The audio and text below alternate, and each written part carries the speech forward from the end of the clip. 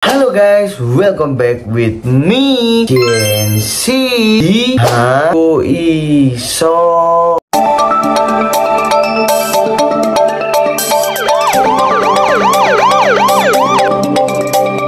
Menurut Kompas.com, dugaan korupsi besar dalam tata kelola minyak mentah dan produk kilang di PT Pertamina Subholding dan kontraktor-kontrak kerjasama KKS periode 2018 sampai 2023 mencuat ke publik. Kejaksaan Agung Kejagung mengungkapkan bahwa kerugian negara akibat praktik ini mencapai 193,7 triliun. Wah, gila banget. Kalau kayak gitu, itu udah ngerugiin banget. Karena kita bisa lihat bahwa di dunia ini atau di Indonesia maksudku ya, orang yang beli bensin itu bukan hanya orang kelas menengah ke atas, ada yang kelas menengah atau kelas menengah ke bawah. Bensin tuh orang-orang kayak seperti itu. Masa sih nggak mikir gitu loh? Apalagi di zaman sekarang hanya yang bilang bahwa terjadinya krisis keuangan. Tidaknya kalian tuh mikir loh, kalian tuh korupsi. Ya, korupsi tuh uang yang emang orang itu butuh. Gila banget kak. Menurutku gila udah gila, terlalu gila malahan. Kemudian menurut Direktur Penyidik Jaksa Agung Muda Bidang Tindak Pidana Khusus Jampistus Kejagung Abdul Ohar dalam konferensi pers di Gedung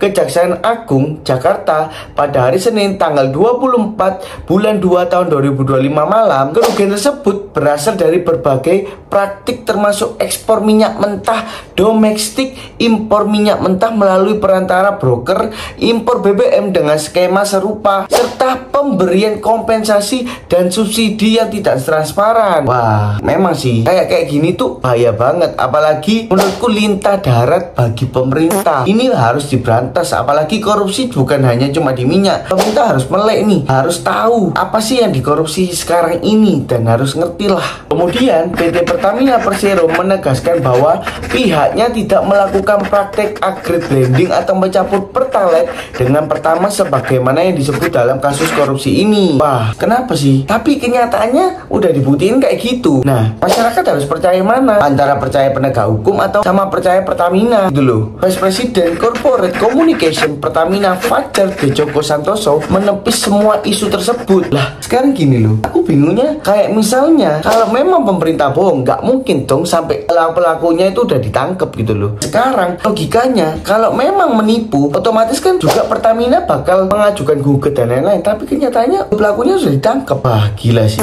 Kami pastikan bahwa yang dijual ke masyarakat itu sesuai dengan spek yang sudah ditentukan oleh Dirjen Migas. Itu artinya RON 92 adalah Pertamax, sementara RON 90 adalah Pertalite, kata Fajar saat ditemui di gedung DPD RI Jakarta Selasa pada tanggal 25 bulan 2 tahun 2025. Wah, ngeri sih, ngeri. Ya memang ada sih video klarifikasinya, tapi ya kita lihat aja guys, mana kebenarannya sesungguhnya. Karena kita sebagai masyarakat yang selalu beli bensin di PT Pertamina ngerasa ditipu udah banyak banget. Ya, gimana mau percaya? Lebih baik kita langsung buktikan aja. Dan menurut pihak Pertamina, kita juga mengalami kesalahpahaman dalam narasi yang beredar di publik. Menurutnya, Kejagung lebih mempersoalkan mekanisme pembelian BBM dengan RON 92, bukan soal pencampuran bahan bakar. Jadi di kejaksaan, mungkin kalau boleh saya ulangkan, lebih mempermasalahkan tentang pembelian RON 92, bukan adanya oplosan, sehingga mungkin narasi yang keluar adalah misinformasi. Di situ jelasnya. Kalau menurutku dengan adanya pendapat dari Pertamina seperti itu, ya nggak salah juga. Cuma aku nggak nyalain pemerintah. Karena kenapa? Dengan adanya pemerintah meng-cross check atau mungkin mencari informasi benar apa enggaknya isi dari Pertamax itu, menandakan bahwa pemerintah itu peduli sama masyarakatnya. Dan menurutku pemerintah itu sangat keren banget. Karena kenapa? Kalau pemerintah nggak peduli, malah berusaha gimana caranya kayak oh iya ya dia udah korupsi gini-gini, ya udah aku palakin aja gitu. Tapi pemerintah kan nggak gitu. Dan menurutku pemerintah di Indonesia ini udah mulai maju dengan adanya pergantian, ya kita tahu lah ya kan. Dan aku nggak bisa lah mengejudge kayak oh dengan perubahan gini-gini, enggak. Cuma mungkin baru kedok aja, baru kelihatan aja. Dan banyak kok sekarang selain Pertamina berantas judi online banyak yang udah ketangkep. Jadi menurutku dengan perubahan pemerintah ini sangat keren dan wajib diprot. Jadi Kejagung telah menetapkan 7 tersangka dalam kasus dugaan korupsi terkait tata kelola minyak mentah dan produk kilang di Pertamina. Mereka adalah adalah Iva Silahan, RS Direktur Utama PT Pertamina Patraniaga. Yang kedua ada SDR, Direktur Feedstock dan Product Optimization PT Kilang Pertamina Internasional. Yang ketiga ada YF, Direktur Utama PT Pertamina International Shipping. Yang keempat ada AP, VP Feedstock Manajemen PT Kilang Pertamina Internasional. Yang kelima ada MKAR, Beneficial Owner PT Navigator Katulistiwa. Yang keenam ada Dewis, Komisaris PT Navigator Katulistiwa sekaligus Komisaris PT Jenggala Maritim. Yang ketujuh ada GRJ, Komisaris PT Genjala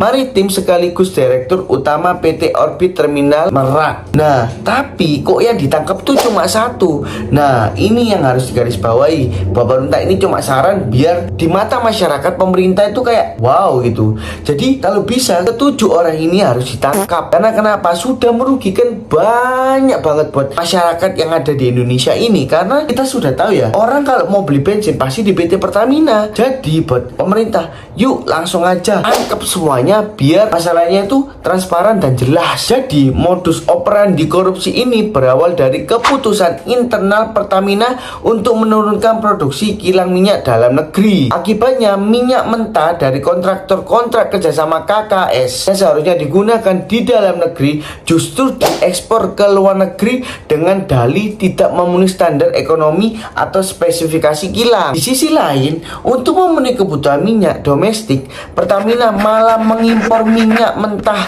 dan produk kilang dengan harga yang jauh lebih tinggi. Wah, gila sih. Dan Kejagung mengungkapkan bahwa terdapat persekongkolan dalam pengandaian impor ini, di mana beberapa tersangka dari pihak Pertamina dan broker telah lebih dulu menentukan harga serta pemenang tender secara ilegal. Wah, ngeri sih. Selain korupsi juga membuat keputusan yang ngawur dan menurutku udah lewat batas banget. Dan kalau menurutku setidaknya hukumannya harus lebih berat dan bener-bener berat. Saat produksi kilang sengaja diturunkan.